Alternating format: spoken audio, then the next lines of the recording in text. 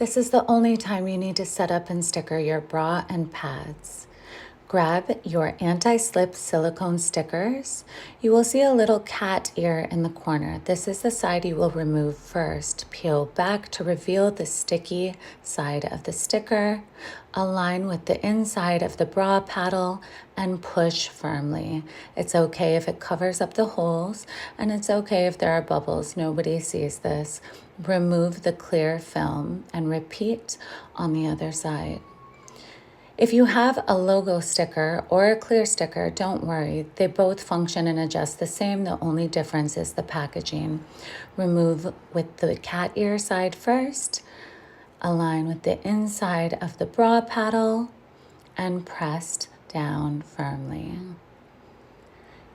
You will then remove the clear film to reveal the anti-slip silicone grip. These are not sticky, but grip the pads and your breasts.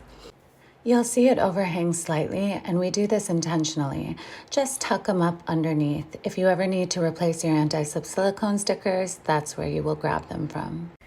Next, we are going to be applying the anti-slip silicone stickers to the volumizing pads. On the inside of the pads above the slit, you are going to apply the sticker.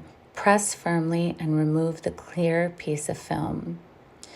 This is the only time you need to set up your bra kit, and never remove the anti-slip silicone stickers. Once applied, they will last many, many wears and can be reactivated with a dab of water and rub dry.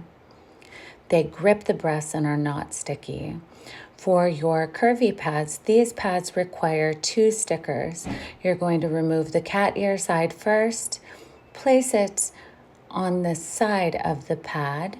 Because there is more room, we will need to add 2 stickers to ensure it grips the breast. Repeat and place it above the slit on the side. Press firmly and remove that clear piece of film.